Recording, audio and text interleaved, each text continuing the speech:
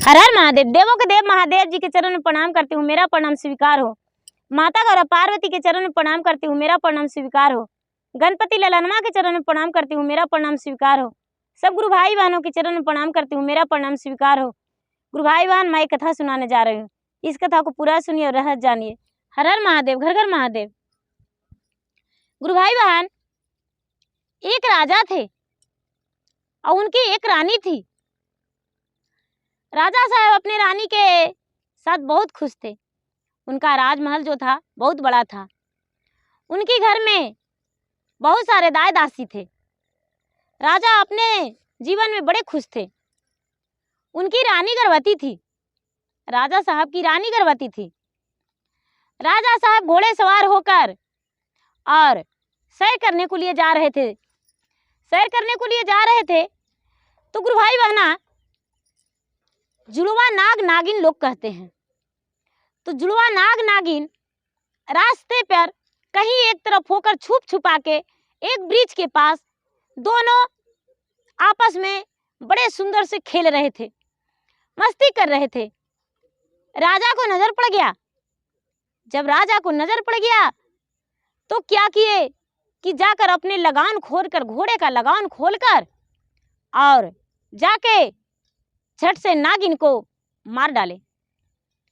नागिन को मार डाले तो नाग बिल्कुल अकेला हो गया। नाग अकेला हो गया तो नाग कहता है, हे राजा, तूने मेरा नागिन को मार डाला है। मैं तो अकेला हो चुका हूं, लेकिन जो तेरा पुत्र जन्म लेगा उसका विवाह एक नागरानी से होगा। याद करना, उसका विवाह किसी और से नहीं, नागरानी से होगा। गुरु भाई बहना, ऐसा बात सुनकर राजा ने सोचा, चलो कोई बात नहीं, नागरानी से होगा कैसे? नागरानी के पास मेरा बेटा तो जाएगा ही नहीं, तो नागरानी से विवाह कैसे होगा?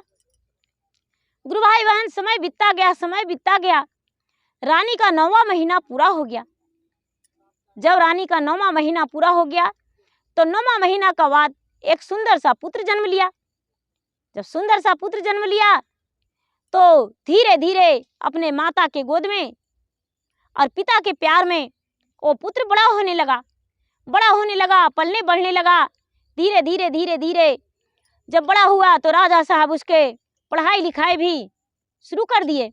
वो राजा साहब एक अच्छे से स्कूल देखकर और उसके पढ़ाई लिखाई भी शुरू करवा दिए। किसी आश्रम में भी ज्ञान लेने को लिए भेज दिए। और राजा का पुत्र जो था बहुत बड़ा ज्ञानी हो गया, बड़ा हो गया। और जब बड़ा हो गया तो वो जो राजा थे, राजा सोचे कि क्यों ना अपने पुत्र को विवाह कर दें। जब पुत्र के विवाह करने के लिए पूरे घोषणा करवा दिए कि भाई मैं पुत्र का विवाह करना चाहता हूँ, नगर में ढिढोरा पिटवा दिए और पान का बीड़ा लगवा दिए कि भाई मेरा पुत्र से जो विवाह करेगा वो बीड़ा उठाकर खा ले और मेरा पुत्र का विवाह करवा दे। तो गुरु भाई बहना, सारे नगर के लोग राजा के पुत्र के विवाह के लिए कोशिश करने लगे, लेकिन राजा का पुत्र का विवाह किसी से नहीं हुआ, कहीं भी सेट नहीं हुआ। धीरे धीरे धीरे धीरे समय बीतता गया, राजा का पुत्र का विवाह नहीं हो रहा था। एक दिन का बात था कि ये जो राजकुमार का बेटा, राजा का बेटा राजकुमार था, अपने पिता से बोला, पिताजी आप तो प्रतिदिन जाते हैं सैर करने के लिए, शिकार करने के लिए, घोड़े सवार होके घूमने के लिए, क्या मुझे शौक नहीं? हम वन में नहीं जा सकते हैं? हम भी चलेंगे पिताजी। बोले, बेटा ठीक है जाओ, लेकिन अच्छे से लौट कर आ जाना। गुरु भाई बहना, वो राजकुमार घोड़े सवार होकर और चला गया शिकार करने को लिए। जब शिकार करने को लिए चला गया तो वन में एक पत्थर, जिसको चट्टान कहते हैं, चट्टान पे नागवंती रानी बैठी हुई थी। वही नाग का कन्या, जिसके जोड़ी का उसके पिता ने मारे थे, उसी का पुत्री थी। नाग कन्या चट्टान पर बैठी हुई थी। उसको देखकर ये राजकुमार मोहित हो गया और नाग कन्या के सामने अपने मस्तक को झुका के और प्रणाम किया और बोला कि आप इस वन में इतनी सुंदरी क्या कर रहे हैं? सुंदरी क्या आपको इस वन में डर नहीं लगता? वो कहती है, चारो नागरी आए कुमार, गोरे फेरे गेली जी, अरे कोई ना दलन मोरा जी, कानहु ना मिले कुमार, मोर जोग बरवाजी, अरे किन के दे लिया जाके बैठव जी। ये राजकुमार कहता है, 16 बरिस आए रानी, हमारो मेरे आज, अरे करी लाना हमारो से विवाजी, राजा के बेटवाए सुंदर, हमारा जे कुमार जी, अनधना भरल राजमाल जी। ये जो रानी नागवंती है वो कहती है कि तो क्या आप मुझसे विवाह कर लेंगे तो आपको पिता स्वीकारेंगे मुझे? क्या आप तैयार हैं मुझसे विवाह करने को लिए? बोले कि हाँ, हम तैयार हैं, और हम तैयार हैं तो मेरे पिताजी भी तैयार जरूर हो जाएंगे। चलिए, घोड़े पर बैठा लिया राजकुमार और नागवंती रानी को लेकर आ गया, जो कि नाग कन्या थी। नाग कन्या रानी को लेकर आ गया अपने राजमहल। अपने पिता से बोला, पिताजी आप शिकार करके तो मृग मार के लाते थे, लेकिन हम शिकार करके एक सुंदरी को लाए हैं, युवती को लाए हैं। देखिए पिताजी, इसे क्या पता कि ये नाग कन्या है। जब राजा देखे तो राजा भी उस लड़की को देखकर बड़े खुश हो गए और कहने लगे, ये तो बहुत सुंदर है, ये तो कितना सुंदर है। हाँ बेटा, इससे विवाह कर लो, अच्छा है, बड़ी खुशी का बात है। गुरु भाई बहना, वो जो नाग कन्या थी, नाग कन्या से विवाह राजा साहब धूमधाम से अपने पुत्र को करवा दिए। और जब पुत्र से विवाह करवा दिए तो लड़का सुहाग रात में चला गया, और ये जो नाग कन्या थी एक सुंदर सा विषैली नागिन बन के और राजा के पांव में जाके डस लिया। राजा के पांव में डस लिया और कहने लगा, सांझ समय आज राजा अबितियों में गए ले जी, अरे माता पिता खेलते न हंसी खुशी जी, कौने करन में जी राजा अमर लो तो माता जी, अरे वो ही बादल वे तोरा ले हवजी, नहीं ओ में ही जी राजा मुराज को मारिया जी, अरे नहीं आई तो रो पूतो हजी, हम जे ही जी राजा अनाग कन्या बेटिया जी, अपनी बदलवा माले हव। गुरु भाई बहना, बीक से छटपटाते हुए राजा का चौक, अरे ये क्या मेरा बहू है नागिन? ये तो सच में लगता है कि नाग का श्राप पड़ गया मुझे।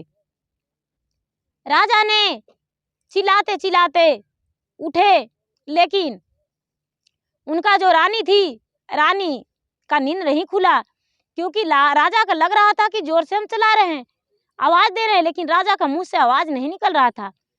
राजा थे, राजा मर गए, और जो ये राजकुमार था, राजकुमार को छोड़ के और ये नागिन जो थी, नागिन वन में चली गई। राजा बिल्कुल यहाँ राजकुमार अकेला हो गए और उसके पिता जो थे, पिता मर गए। पिता जब मर गए तो नागिन जो थी, नागिन अपने जो पति था, पति का चादर था, चादर पर लिख के गया कि मुझे माफ कर दीजिएगा, मैंने एक दिन के लिए आपको पत्नी बना था क्योंकि आपके पिता से मुझे बदला लेना था और बदला लेने के कारण आपके पत्नी बने और पत्नी बन के आपको पिता को बदला लेकर, आपको पिता को डांस कर आपसे विवाह करके और उन्हें डांसे और डांस के और मैंने उसी वन में चला आया हूँ। मैं कोई राजकुमारी नहीं थे और मुझे विवाह नहीं करना था, मैं तो एक नागिन थी, मायावी और इच्छाधारी नागिन थी, नाग कन्या थी। इसी कारण मैंने आपसे विवाह किया और आपको पिता को डांस लिया। मुझे कोई दोष नहीं दीजिएगा, मैं वापस जा रहा हूँ। गुरु भाई बहना, जब ये राजकुमार उठा और देखा कि मेरे पिता तो इस दुनिया से चल बसे हैं, मेरे पिता तो इस दुनिया में नहीं हैं, जाके पिता के पाँव पकड़ के रोया और अपने पलंग पर देखा तो मेरा रानी भी नहीं है। लेकिन गुरु भाई बहना, वो जो नागिन थी, नागिन ने क्या किया कि लिख के अपने पति के चादर पे और छोड़ दिया कि देखिए इसमें मेरा कोई दोष नहीं, मैं निर्दोष हूँ और मैंने एक दिन के लिए आपसे विवाह किया था, इसलिए विवाह किया था कि मुझे माता का बदला लेना था और मैं इच्छाधारी नागिन हूँ। मैंने विवाह किया तो जरूरी एक सुंदरी बन के, लेकिन आपके पिता के मौत के लिए, आपके पिता को मैंने मारा है, मैंने डांस लिया हूँ और मुझे कोई दोष नहीं दीजिएगा क्योंकि मेरी माँ निर्दोष थी, मेरे पिता निर्दोष थे। मेरे माँ और पिताजी खेल रहे थे और घूम रहे थे, आपके पिता ने घोड़े सवार थे और उतर के और मेरी माता को प्राण ले लिए थे। इसी कारण मेरे पिता ने श्राप देते थे कि आपका पुत्र होगा तो उसे नागिन से विवाह होगा, लेकिन नागिन से विवाह होगा वो बदला लेने को लिए, तो वही बदला आज हम ले लिए हैं। आप दुखी मत होइएगा और मेरा याद मत कीजिएगा। गुरु भाई बहना, ऐसा जब राजकुमार ने पढ़ा तो एक पगला हो गया और पागल होकर उसी वन में जाके उसी पहाड़ी के चट्टान पे बैठ के रोने लगा, गिड़गिड़ाने लगा और पूरा ऊंची आवाज में चिल्लाने लगा, भटकने लगा। जब रोते इसका 3 दिन 3 रात बीत गया तो नागरानी का मोह लगने लगा, ममता लगने लगा, क्योंकि उसका पति धर्म बन गया था, वो पत्नी बन चुकी थी और ये पति था। तो नागरानी मोहित होकर और आ गई, आके कहती है कि आप यहाँ पर क्यों आए हैं? आप अगर यदि चले जाते तो मैं अकेला हो जाता और छुटकारा हो जाते, लेकिन मैं तो एक नागिन हूँ, इस नागिन से मिलने आप क्यों आए हैं?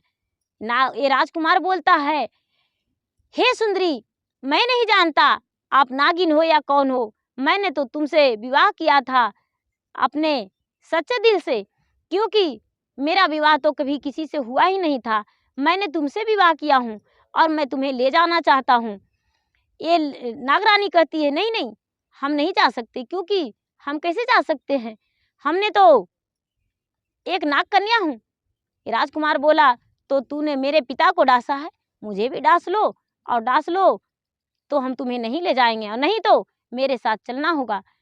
गुरु भाई बहना, जब ये लड़का ने पूरा जिद कर दिया तो नाग कन्या है अपने पिता के कहती है कि पिताजी, मेरे पास जो भी विष है आपका दिया हुआ वो अपना यदि वापस ले लेते और एक सुंदर मानव मुझे बना देते, सुंदर राजकुमारी बना देते, तो राजकुमार के साथ हम अपना जीवन घर बसा लेते। उसके पिता ने क्या किए कि उसके पास जो भी था उनका दिया हुआ जो सब वापस ले लिए और वापस लेकर इस नाग कन्या, अपने नाग कन्या को, पुत्री को एक सुंदर सी युवती बना दिए और बना के और श्राप दे दिया, आशीर्वाद दे दिए कि जाओ, तुम्हारा ये जीवन कभी नागिन में नहीं बदलेगा, तू सदा एक मानव बन के रह जाओगी, एक युवती बन के रह जाओगी, एक राजा की पत्नी, राजकुमार की पत्नी बन के रह जाओगी, राजा के बहू बन के रह जाओगी, जाओ अपने घर बसाना और खुशी रहना, लेकिन मुझसे मिलने कभी दोबारा नहीं आना, क्योंकि तूने सोचती हो कि हम अपने घर बसाऊं, तो जाओ अपना घर बसो। गुरु भाई बहना, ऐसा करके और नागराज ने आशीर्वाद दे दिया अपने कन्या को, आशीर्वाद देके और अपने कन्या को विदा कर दिए। राजकुमार ने अपना पत्नी को लेकर घर चला गया, अपने माता के साथ, अपने पत्नी के साथ जीवन बिताने लगा और खुश रहने लगा। तो गुरु भाई बहना, मेरा वीडियो अच्छा लगे तो इसे लाइक कीजिए, शेयर कीजिए, सब्सक्राइब कीजिए। धन्यवाद।